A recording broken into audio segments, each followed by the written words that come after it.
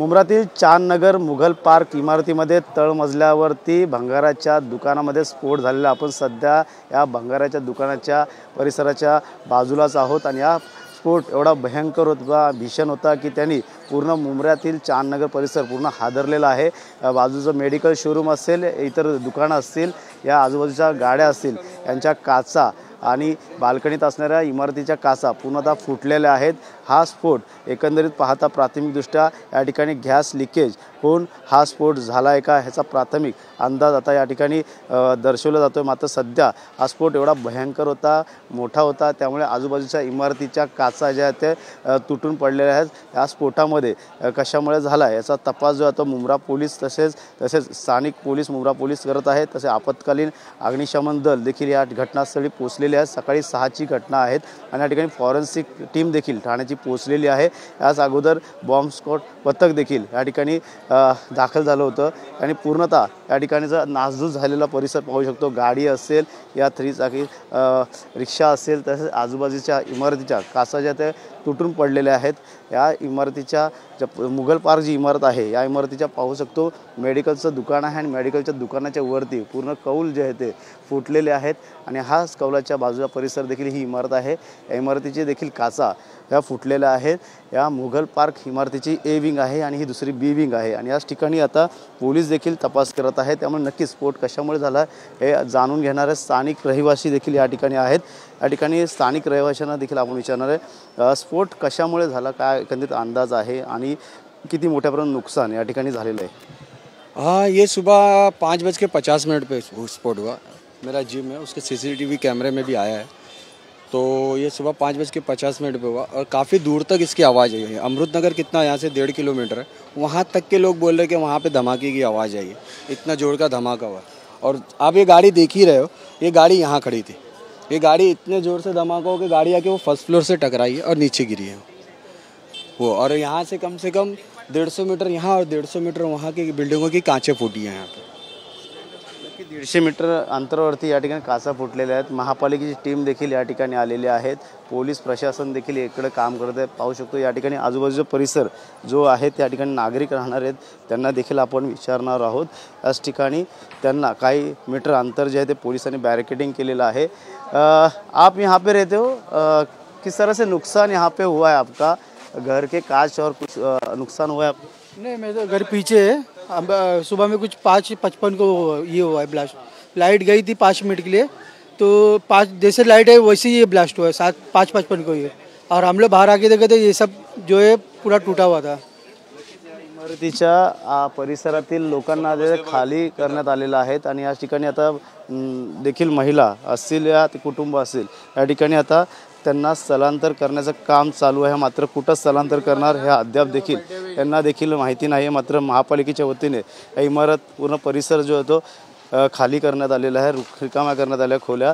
मात्र यामध्ये किरकोळ 3 जणांना जखमी झालेले आहेत असं देखील म्हणतात। हे कुटुंब आहेत आणि या ठिकाणी आप कहाँ पे रहते हो और ब्लास्ट जैसा जिस तरह से अभी कहाँ पे जा रहे हो, महापालिका ने कहाँ पे? अभी तक कुछ दिए नहीं हम लोग को। अभी अवार्ड साहब बात करे, बोले शाम तक आएंगे, कमिश्नर से बात करने गए हैं। शाम में आएंगे, उसके बाद फिर कहाँ रहने का बंदोबस्त है वो बताएंगे। कौन आकर गए यहाँ पे? सब आए, आकर गए हैं, अभी सब बैठे हैं यहाँ पे, समझे। अभी आवाज सब बोले शाम तक मैं आता हूँ, कुछ हल्ला करता हूँ यहाँ का। हम लोग बोले हम लोग घर छोड़ के जाएंगे नहीं, कहीं यहाँ स्कूल में हम लोग रहेंगे नहीं। औरतें कैसी रहेंगी, लेडीज लोग, तो इसलिए बोले रुको हम लोग करते कुछ। तो ब्लास्ट किस तरह से वो ब्लास्ट इतना बड़ा था कि आजू बाजू का पूरा इमारत बिल्डिंग गया, वहाँ का भी गया, कहाँ से आवाज आई है।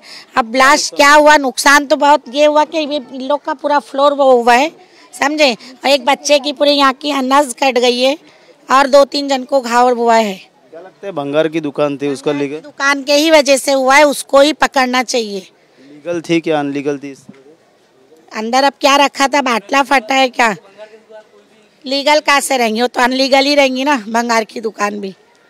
आपकी क्या मांग रहेगी? इस तरह से नुकसान बड़ा हुआ है। अनलीगल दुकानें जितनी भी उनको मतलब बंद करना चाहिए। भंगार की दुकान को कोई भी मतलब कहीं पे भी जाते हैं, कोई भी दुकान दे देता भाड़े पे, पर मतलब भंगार के अंदर क्या क्या सामान आता है, उसकी वजह से लोगों को नुकसान है।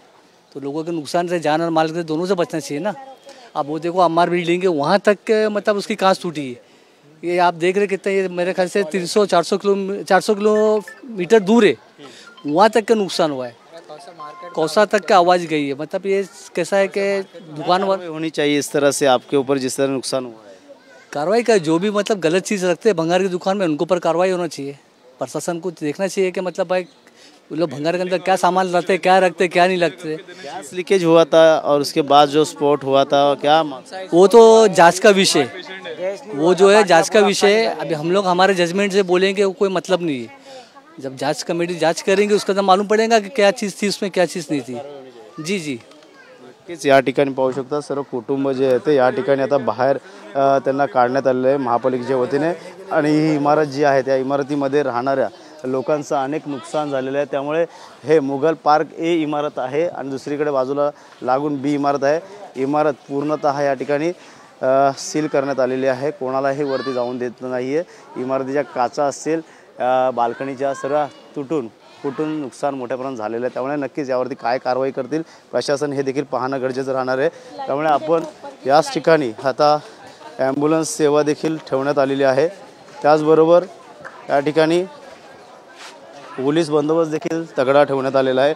कुठलाही अनुचित प्रकार घडू नये यासाठी मुंब्रा पोलीस असतील, तसेच राज्य राखीव तुकडी देखील या ठिकाणी बोलवण्यात आलेली आहे आणि फॉरेन्सिक टीम जी आहे ते ठाण्याची या ठिकाणी तपासणी करत आहे। त्यामुळे नक्कीच हा स्फोट जो भीषण झाला आहे कशामुळे झालेला आहे याचा प्राथमिक अंदाज बघायला गेलं तर गॅस लिकेज झाला होता, त्याचा स्फोट होता। मात्र आत कोणती अशी भंगाराची वस्तू होती भंगारामध्ये त्याच्यामुळे स्फोट झाला याचा सर्व तपास, सखोल तपास ठाणे पोलीस, मुंब्रा पोलीस तसेच बॉम्ब पथक यांनी देखील लावण्याचं काम सुरू आहे। मात्र फॉरेन्सिक टीम देखील याचा तपास करत आहे। मात्र आता यावरती दुकानावरती महापालिका अशांवरती कशाप्रकारे कारवाई करेल आणि स्थलांतर कुठल्या पद्धतीने कोणाला कुठे देणार हे देखील आता पाहणं गरजेचं राहणार आहे। त्यामुळे सुमोर गणेश सोरा, टीव्ही मराठी, ठाणे।